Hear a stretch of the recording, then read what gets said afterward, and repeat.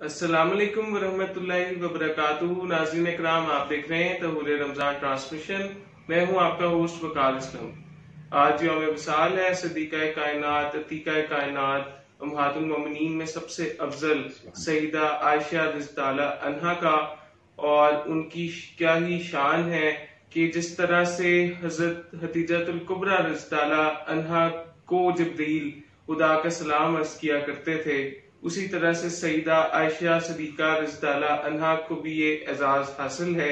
वो महबूब तरीन ज़ौजैन में थी नबी पाक सल्लल्लाहु अलैहि वसल्लम की। आज उनकी शान अक़दस पर गुफ्तगू करने के लिए हमारे साथ तशरीफ रखते हैं खतीब अहले सुन्नत जनाब कारी अब्दुल रहमान साहब। अस्सलाम वालेकुम। जी वालेकुम अस्सलाम रहमतुल्लाहि व बरकातुहू। सबसे पहले तो मैं शुक्रगुजार हूँ कार भी आपका कि आपने इस अहम मौका पर इतने खूबसूरत अनवान पर मुझे बात करने का मौका फराहम किया।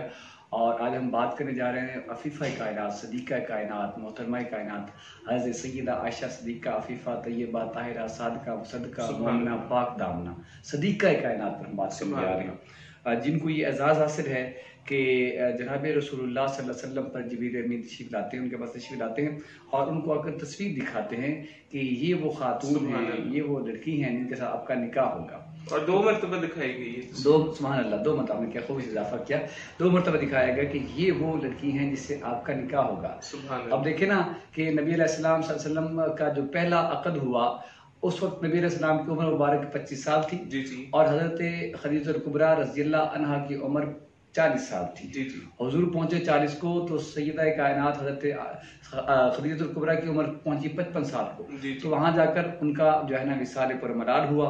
और अब फिर इसी तरह नबी अलैहिस्सलाम जब 55 को पहुंचे तो उस वक्त हजरत आयशा सिद्दीक़ा रज़ियल्लाहु नबी अलैहिस्सलाम का निकाह फरमाया गया। और आप अलैहिस्सलाम से उनकी रफ़ाक़त जो थी वो 8 साल रही। तो हुज़ूर अलैहिस्सलाम फरमाते हैं कि मुझे कायनात में सबसे ज्यादा अल्लाह के बाद अगर किसी से मोहब्बत है तो वो आयशा से मोहब्बत है, फिर आयशा के अब्बा से मोहब्बत है, फिर उमर से मोहब्बत है, फिर अपनी लख्त जिगर फातिमा से मोहब्बत है, फिर अली से मोहब्बत है। यानी इब्तिदा कहाँ से फरमा रहे मेरे आका मौला, यानी कि अब देखे ना कुरान की जो आयत आप सुनते हैं पढ़ते हैं, मैं अक्सर बयानात में जिक्र करता हूँ वल्लज़ीना आमनू अशद्दु हुब्बन लिल्लाह, कि ईमान वाले हद दर्जे टूट कर अल्लाह से मोहब्बत करते हैं। वो चाहे अंबिया हो, चाहे सहाबा हो, चाहे अहले बैत हो, चाहे औलिया कामिलीन हो, चाहे आम उम्मती हो। ये एक ज़ाब्ता और कानून बना दिल्ला ने कि मोमिन बंदा मोमिन को, बंदा खुदा को सबसे ज्यादा मोहब्बत अल्लाह से होनी चाहिए। अब रसूल खुदा भी फरमाते हैं कि मुझे सबसे ज्यादा मोहब्बत जो है अल्लाह के बाद वो आयशा सिद्दीक़ा से है। और आप बता भी, आप क्या खूबसूरत जुमला आपकी समातों की नजर कर रहा हूँ कि रसूल खुदा सल्लल्लाहु अलैहि वसल्लम आयशा से किस कदर मोहब्बत करते थे। मोहब्बत का जरा अंदाज देखें। मोहब्बत का अंदाज ये था कि आप अलैहिस्सलाम हज़रत आयशा को आयश कहकर मुखातिब करते, हुमैरा भी कहकर पुकारते। और पानी का जो गिलास होता, जो प्याला होता, हुजूर वहीं से पानी पीते जहां हज़रत आयशा सिद्दीक़ा के लब मुबारक लगे होते। मज़ाह भी फरमाते और दौड़ भी लगाते, दिलजोई भी फरमाते। और आप अलैहिस्सलाम उनके साथ हंसी मजाक भी करते। और आयशा सिद्दीक़ा जब ये इजाजत तलब करती कि आज मुझे अपने अब्बा के घर जाना, हालांकि 7 घर हुआ करता था, मुझे नाचीज ने तो अल्हम्दुलिल्लाह देखा, अल्लाह ताला आपको भी दिखाए, सामीन को भी दिखाए, वो जगह, वो मकाम, वो जो वहाँ की जो रौनक है, जो कैफियत है, अल्लाह सबको दिखाए। तो मैंने 7 घर हुआ करते थे। लेकिन जब वो इजाजत तलब फरमाती तो नबी अलैहिस्सलाम फरमाते आयशा अगर सुबह को वो इजाजत तलब फरमाते आप फरमाते शाम को चली जाना, और जो शाम को तो इजाजत तलब फरमाती आप फरमाते सुबह को चले जाना।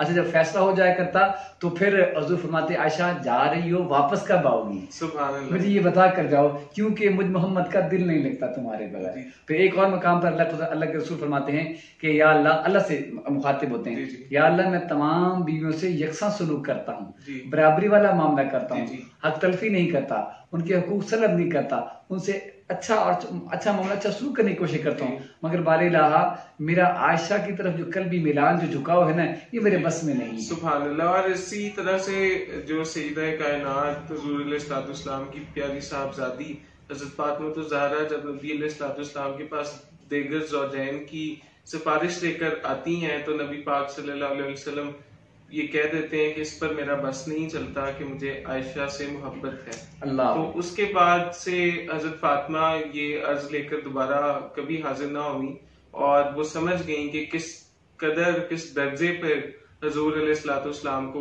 हजरत आयशा से मोहब्बत है। बेशक बेशक। मैं इस पर एक और इजाफा करूँ, आपकी बात से बात निकल रही है कि एक दिन अम्मा जान हजरत आयशा सिद्दीका रजी अल्लाह अन्हा और सैयदा कायनात, मखदूमा कायनात, मासूमा कायनात, मोहतरमा कायनात नबी अलैहिस्सलाम की प्यारी बेटी के दरमियान मुकालमा हुआ, तो उन्होंने फरमाया कि मैं चूंकि नबी की बेटी हूँ तो मैं अफजल हूँ जी, मैं नबी की बेटी हूँ तो मैं अफजल हूँ। तो अम्मा ने फरमाया मैं नबी की ज़ौजा हूँ तो मैं अफजल हूँ। अब देखा जाए तो हजरत सईदा कायनात हजरत फातिमा तो ज़हरा का कौल बजा था, क्योंकि ये उनके जिस्म, अपने अल्लाह के रसूल ने क्या फरमाया कि फातिमा मेरे जिगर का टुकड़ा है, फातिमा मेरे जिस्म का हिस्सा है। अब इस हवाले से तो हजरत फातिमा तो ज़हरा सच कह रही थी, ठीक कह रही थी, लेकिन अगला जुमला हजरत अम्मा जान का जुमला सुने, उनका जवाब सुने। उन्होंने फरमाया फातिमा तू ठीक है, नबी की बेटी है, मैं नबी की बीवी हूँ, मगर ये जरूर जहन में रखना कि दिन क़यामत के तुम अली के साथ जन्नत में होगी, मैं नबी के साथ जन्नत में होंगी। सुभान अल्लाह। तुम अली के साथ जन्नत में होगी, मैं नबी के साथ, और नबी की जन्नत जो है सब जन्नतों के ऊपर होगी। सुभान अल्लाह। सब जन्नतुल फिरदौस, यानी कि सब जन्नत, नबियों की जन्नतों के ऊपर भी नबियों की इमामुल अंबिया है, नबियों की जन्नतें भी निचले दर्जे में होंगी। आप अलैहिस्सलाम के जन्नत का जो मकाम है, मकाम महमूद है, आप वहां होंगे। तो हजरत सैयदा आयशा फरमाती हैं कि मैं उस वक्त अपने सरताज के साथ होंगी, तुम अली के साथ होंगी। हम ये बजा तौर पर मानते हैं कि हजरत फातिमा तो ज़हरा जन्नत का बड़ा मुकाम है, हुजूर खड़े होकर इस्तकबाल किया करते, हुजूर बड़ी मोहब्बत तो किया करती। हाँ, और देखिए हुजूर उनसे कितनी मोहब्बत का, हम यहाँ माथे पे बोसा लेते, खड़े होकर इस्तकबाल करते और उनके लिए दुआएं करते और उनसे मोहब्बत का जो है ना इजहार करते। मतलब अली से भी फरमाया करते ये मेरे जिगर का टुकड़ा है, तो मतलब उनसे भी मोहब्बत वाला मामला किया करते। लेकिन जो अल्लाह के रसूल की ये बात है, आप उसको जरा सामने रखिए। फरमाया या अल्लाह मैं सबसे बराबरी वाला सलूक करता हूँ, मगर आयशा की तरफ जो मेरा झुकाव, जो कल्बी मिलान है, ये मेरे बस में नहीं है। और हुजूर अलैहिस्सलाम को इतनी उनसियत थी सईदा आयशा रज़ियल्लाहु अन्हा से कि हजरत मारिया किब्तिया और हजरत हफ्सा इस पर काफी हिज़न का इजहार किया करती कि उनका वक्त जो है वो सईदा कायनात को मिल जाता है। लेकिन जिन दिनों हुजूर पाक की रहलत का वक्त करीब आया, आप अलील थे, तो आपने तो आप सल्लल्लाहु अलैहि वसल्लम ने हुज्रा आयशा में क़याम को मुकद्दम फरमाया, और वहीं पर जब तमाम उम्महातुल मोमिनीन को बताया कि उनकी ये ख्वाहिश है, तो तमाम उम्महातुल मोमिनीन ने सरखम तस्लीम किया और उनको उनकी प्यारी ज़ौजा के पास रहने दिया। जी वकार भाई, मैं आपकी बात को सेकंड करूं कि उन दिनों या उस वक्त जो औकात थे, जो तरतीब थी, बारी किसी और ज़ौजा की थी, लेकिन वो समझती थी कि हुजूर हज़रत आयशा से ज्यादा मोहब्बत करते हैं, उनके पास वक्त गुजारना ज्यादा उन्हें महबूब है, वो महबूब खुदा है, यानी महबूब खुदा की महबूबा है। अब अल्लाह मोहब्बत करते हैं अपने रसूल से और रसूल मोहब्बत करते हैं आयशा से। उन दिनों हजरत ज़ैनब बिन्ते जहश के घर उनकी बारी थी। जी बेशक बेशक भाई। अब देखिए ना, उन्होंने कुर्बानी दी, उन्होंने एहसास वाला मामला किया। अब यहाँ देखिए ना कि जिस बंदा खुदा, बंदा मोमिन के यहाँ 2 या 3 बीवियां हों, तो उन बीवियों को इस अमल से सबक हासिल करना चाहिए, इससे नसीहत हासिल करनी चाहिए, इससे मोहब्बत का पहलू लेना चाहिए कि देखें अपने शौहर की दिलजोई के लिए अपनी बारी कुर्बान कर दी। क्योंकि मेरे शौहर को हज़रत आयशा से ज्यादा मोहब्बत है, तो आज के दिन ये वहां रहेगा कि मैं अपनी बारी कुर्बान करती हूँ, मैं कुर्बानी देती हूँ। अब देखे ना, आधा दिन हज़रत सैयदा कायनात अम्मा जान आयशा सिद्दीका अफीफा तैयबा ताहिरा सादिका मुसद्दका मोमिना पाक दामना के जरिए से हम तक पहुंचा। जी तयम्मुम का तरीका उनके जरिए हम तक पहुंचा, और आधा दिन हम तक पहुंचा, और ज्यादा जो है रिवायात वो हज़रत आयशा सिद्दीका की तरफ से, वो सबसे बड़ी फकीर रही हैं, वो तफहीम कुरान करती रही हैं। सुभान अल्लाह सुभान अल्लाह। सहाबा को जब भी कोई अमर पेश आता तो वो 2 शख्सियात से रब्ता करते, एक हज़रत अली मुर्तज़ा से रब्ता करते कि यहाँ हम फंस गए हैं, मसला समझ नहीं आ रहा, हदीस समझ नहीं आ रही, कुरान की आयत का तर्जुमा समझ नहीं आ रहा, या कुरान का मसला समझ नहीं आ रहा, या तो हज़रत अली के पास जाते, मर्दों का दिन होता तो वो हज़रत अली के पास तशरीफ लेके जाते, और औरतों का दिन होता, औरतों का मसला होता तो अम्मा जान आयशा सिद्दीका रज़ियल्लाहु अन्हा के पास जाते, वो फौरन मसला हल कर देते। सुभान अल्लाह माशाल्लाह। और वो सईदा कायनात, वो अफीफा कायनात हैं कि जिनके मुतालिक, जिन पर जब इल्जाम लगता है तो कुरान बुरहान में आयात बय्यिनात उतरती हैं, जब वाक़या इफ़क पेश आता है तो हुज़ूर अलैहिस्सलाम का उनसे रवैया बदलता तो नहीं है, लेकिन उस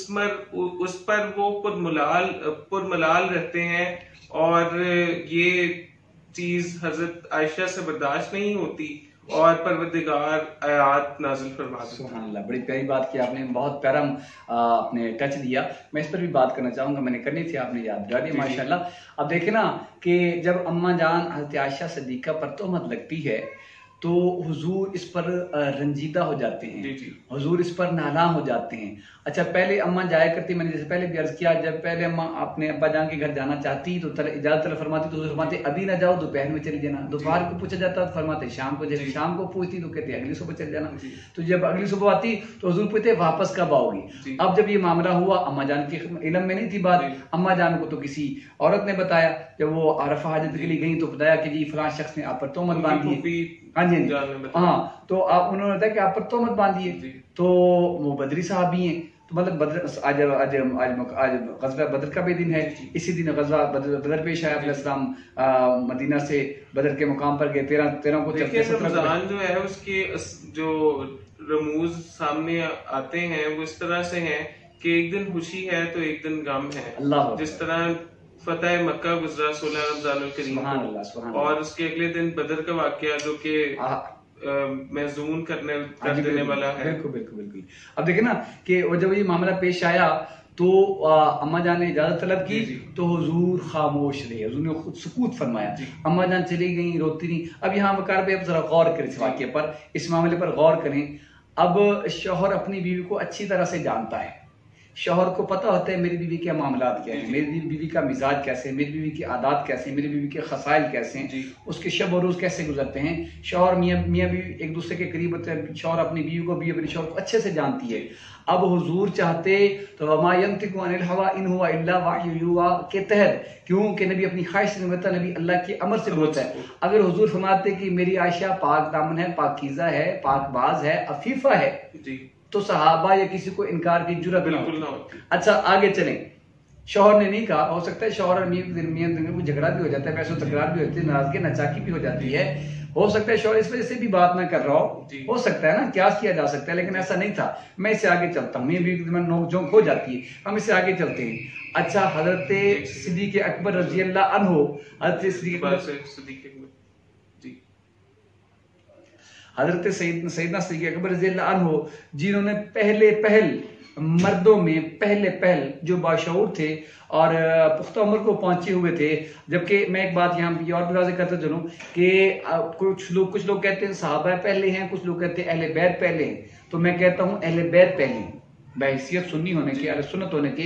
मैं इस झगड़े को ही खत्म करता हूँ। कहते हैं कोई कहता है अली ने हुजूर को पहले माना, कोई कहता है सिद्दीक़ अकबर ने पहले माना। मैं कहता हूँ नहीं, दोनों बातें एक तरफ रखिए। जरा हम घर की खबर लें तो सबसे पहले अम्मा जान खदीजा कुबरा ने हुजूर को नबी माना, उनका कलमा पढ़ा और उन पर ईमान ले आई, उनकी तस्दीक की। तो अहले बैत पहले है, सहाबा किराम का दर्जा उनके बाद है।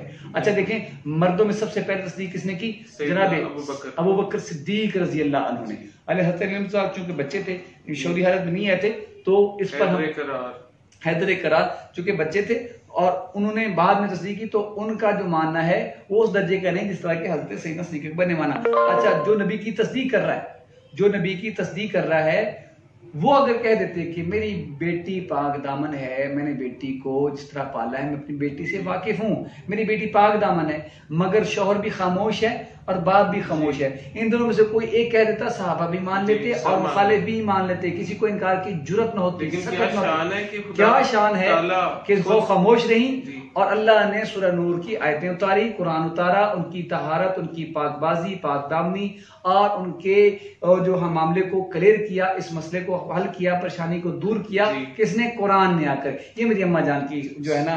अच्छा देखें, वो फरमाते हैं कि अपने जनाब सैयदना सिद्दीक़ पर घर तशरीफ लाते और कहते हैं बेटी, अल्लाह ने तेरी बरात का ऐलान कर दिया है, तू अपने जाके शौहर का शुक्रिया अदा कर। अच्छे देखें, अम्मा की अल्लाह से मोहब्बत का मामला देखें, अम्मा की अल्लाह से मोहब्बत का मामला देखें। अम्मी जान आयशा सिद्दीक़ा फरमाती हैं, मैं अपने शौहर का शुक्र अदा नहीं करूंगी, मैं उस रब का शुक्र अदा करूंगी जिसने मेरे लिए कुरान उतार दिया। और सईदा कायनात हजरत आयशा रज़ियल्लाहु अन्हा जब नाराज होती हैं हुजूर पाक से कुछ थोड़ी बहुत, तो तब वो फरमाती कि ए इब्राहिम के रब, और जब वो सुलह में होती और इश्क में होती नबी के, तब फरमाती है मोहम्मद के रब। तो इस बात को हुजूर अलैहिस्सलाम ने महसूस किया और कहा कि ए हुमैरा, मैंने ये गौर किया है कि जब भी तुम मुझसे खफा होती हो तब तुम इब्राहिम का रब कहती हो, और जब भी तुम मुझसे खुश होती हो तो मोहम्मद का रब पुकारती हो। अब देखे ना, ये नबी अलैहिस्सलाम का हजरत अम्मा जान आयशा सिद्दीका से मोहब्बत वाला मामला है कि हुजूर अलैहिस्सलाम, आपको भी अल्लाह ताला ले जाए, हमारे सामीन सबको लेके जाए अल्लाह ताला, कि हुजूर को हम हजरत अम्मा जान आयशा सिद्दीका से कितनी मोहब्बत होगी कि हुजूर ने एक जगह मुख्तस की मस्जिद नबी में और फरमाया कि मुझे बताया गया है कि इस जगह इबादत नवाफिल करने का बहुत ज्यादा अजर है। आयशा, तुम इस जगह आकर नवाफिल पढ़ लो, मस्जिद खाली हो चुकी है, तुम हुजरे से बाहर निकलो और यहाँ आकर नफल पढ़ लो। अब आप जाकर देखें मस्जिद में उस जगह पर सुतूने आयशा बनाया गया है, और उस जगह पर जो भी नफल पढ़ता है, जो भी इबादत करते हैं, वो अफजल तरीन शुमार की जाती है। इस नाचीज को भी मौका मिला कि सुतूने आयशा के करीब खड़े होकर नवाफिल पढ़े। सुतूने तौबा भी है, सुतूने आयशा भी है, और फिर मिंबर रसूल भी है। अब देखे ना हुजूर को कितनी मोहब्बत थी। अच्छा, फिर वहां एक सुतूने शरीर है, अल्लाह आपको ले जाए, आपके घर वालों को ले जाए, छोटो बड़ो सबको ले जाए, मेरे तमाम व्यूवर्स को और मेरे सामीन को, मेरे मोहब्बत करने वालों को, मेरे रिश्तेदारों को, मोहल्लेदारों को, सबको ले जाए। वहां एक सुतूने शरीर है, शरीर कहते हैं चारपाई को अरबी में, तो वहां वो सुतूने शरीर है। तो नबी अलैहिस्सलाम जब लोग चले जाते, आप आराम फरमाया करते और आप इस्तराहत किया फरमाया करते, और अपनी चारपाई को अपने घर की तरफ कर देते, यानी कुछ इसका उस चारपाई का उस घर की तरफ होता। तो अम्मा जान आप अलैहिस्सलाम के सर को धोया करती, धोने के बाद आप अलैहिस्सलाम के सर पे तेल लगाती, फिर बालों को कंघी करती, आप वहीं तैयार करके फिर मस्जिद रवाना कर दिया करती। फिर जब लोग चले जाते तो फरमाते, अच्छा अब तुम्हारी बारी है, तुम यहाँ आकर नवाफिल पढ़ लो और अल्लाह की इबादत कर लो। और वो सबसे अहम तरीके में हुजूर तो तबूक में, तो कुरान तबूक में हुजूर अम्मा आयशा के बिस्तर पहनते हैं तो कुरान अम्मा आयशा के बिस्तर पर आ जाता है। सुभान अल्लाह, माशाअल्लाह, ये मकाम और शान है माशाअल्लाह। और गज़वा बदर भी है। और इस्लाम में मैं देखता हूँ कि रमजान के महीने में जहाँ पर गम है वहीं पर खुशी भी है। जिस तरह यौम विसाल आया हजरत आयशा सिद्दीका रज़ियल्लाहु अन्हा का, और इसी तरह से एक दिन पहले फतह मक्का आया, और गज़वा बदर भी है। गज़वा बदर जो कि दुखी करता है, जो कि महजून करता है, लेकिन इसी तरह से दोनों चीजें साथ साथ हैं। अच्छा, देखिए मैं इंसान से एक बात ऐड करना चाहूंगा कि जब हुजूर फातिह की हैसियत से आए ना, तो कुछ लोग कैदी कर लिए गए। तो ये जो कैदी थे, उनके जो वरसा थे, उन्होंने अपने कबीलों में चंदा जमा करना शुरू कर दिया कि जी चंदा दें ताकि हम अपने कैदियों को उनको पैसे दे करके अपने कैदियों को रिहा करवा लेंगे। अच्छा, ये बात जब पहुंची नबी अलैहिस्सलाम की मुंह बोली या रजाई बहन जो हज़रत हलीमा सादिया की सगी बेटी थी, उन तक पहुंची, तो उन्होंने उनसे जब चंदा तलब किया गया, उन्होंने कहा मेरे पास देने को तो कुछ नहीं है, लेकिन ये बताओ कि फातेह कौन है, फातेह कौन है इस इलाके को, इस जगह को फतह किसने, उसका नाम क्या है? उन्होंने कहा उसका नाम है मोहम्मद। उनका नाम है मोहम्मद। उन्होंने कहा अच्छा, तुम्हारा अब काम बगैर पैसों की हो जाएगा। कहा वो कैसे हो जाएगा? कहा मुझे उनके पास ले चलो। अच्छा, जब ले जाया गया, उन्होंने अपना तारफ करवाया कि मैं वही हूँ जो मोहम्मद में तुम्हारे साथ खेला करती थी। हम बकरियों को लेके जाया करते थे, बकरियों को चराया करते थे, बकरी का दूध दोते थे, घर में खेलते थे। मैं वही शीमा हूँ, मैं वही आपकी बहन हूँ, और मैं आज ये काम, ये मामला, ये मसला हल करवाने के लिए आई हूँ। अच्छा, तुम मेरी बहन हो, जाओ बगैर किसी मुआवजे के, बगैर किसी मुतालबे के, बगैर किसी शर्त के सबको ले जाओ, तुम तो मेरी बहन हो। तो ये गज़वा बदर और फतह मक्का का मामला है। और गज़वा बदर का तो क्या कहना, देखे ना, अल्लाह के रसूल सारी रात मुसल्ले पे बैठ के अल्लाह से दुआ कर रहे हैं, अल्लाह ये निहत्ते हैं, ये नहीफ हैं, ये नातवा हैं, ये कमजोर हैं, ये बेसर सामान्य से तेरे ये तेरे वो उतरे मैदान में जी। अब ये देखें अल्लाह, ये बेसरो सामानी में अल्लाह इनका उनसे मुकाबला नहीं है। ये भूखे पेट हैं, वो भरे पेट हैं, ये ये बेसरो सामानी में, वो साजो सामान के साथ है। या अल्लाह, इनके पास हाथी घोड़े नहीं, इनके पास हाथी घोड़े, इनके पास जिरे नहीं, उनके पास जिरे, इनके पास ढाले नहीं, उनके पास ढाले, इनके पास खंजर नहीं है, इनके पास तलवारें नहीं है। बारला ये कमजोर हैं, नहीफ हैं, नातवा हैं, कमजोर हैं, अल्लाह तादाद में भी कम है, अल्लाह इनका कोई मुकाबला नहीं है उनसे। अल्लाह को बज़ाहिर कोई मुकाबला नजर नहीं आता, कोई हालात ऐसे नहीं, कोई कफियत ऐसी नहीं कि हमसे लड़ सकें, मगर अल्लाह तुझसे मोहब्बत करते हैं, अल्लाह मुझसे मोहब्बत करते हैं, अल्लाह तेरे हैं, अल्लाह मेरे हैं। अल्लाह अगर ये ना रहे, अब देखें ना आखिरी जुमला नबी इस्लाम का, वकार पे सुनिएगा, आपका ईमान ताज़ा होगा, आप झूम जाएंगे। आप इज्जत से लिखने वाला जुमला, अल्लाह के रसूल क्या फरमा रहे हैं, बारिलाहा ए मालिक लम यज़ल, अगर ये ना रहे तो क़यामत की सुबह तक तेरा नाम लेने वाला कोई नहीं रहेगा, अल्लाह तेरी इबादत नहीं कोई करेगा। फिर अल्लाह इनको फाते कराते। अच्छा फिर होता क्या है, अल्लाह के रसूल दुआएं फरमा रहे हैं, तो अल्लाह ने किया क्या, अल्लाह ने पहले बारिश को भेज दिया। अच्छा ये मट्टी पे थे और वो ये रेत पे थे और वो मट्टी पे थे, उनके पास साजो सामान भी था, हाथी घोड़े भी थे, हर हवाले से वो इनसे बर्तरी में आगे बढ़े हुए थे। हिकमत अमली ये थी कि पहाड़ के ऊपर चले जाए, हाँ पहाड़ के ऊपर चले जाए। अच्छा देखिए अल्लाह तबारक, ये रेत पर थे, रेत पर आपको पता है चलना मुश्किल होता है, घोड़ों का हाथियों का चलना मुश्किल होता है, लोगों का चलना मुश्किल होता है। अच्छा फिर अरब की गर्मी, अलामान अलफीज, कितनी सख्त गर्मी होती है, उसमें फिर रेत तपती है, रेत गर्म होती है और उस रेत में से तपिश निकलती है, मतलब उस पर ठहरना चलना इंतहाई मुश्किल और नामसाद हालात थे, कोई मुकाबला नहीं था। अच्छा वो पक्की जमीन पर है, मट्टी पर है, अल्लाह ने पहले बारिश को भेजा, अल्लाह ने बारिश को भेजा, बारिश ने आकर पहला काम ये किया कि रेत को जमा दिया, रेत को ठंडा कर दिया।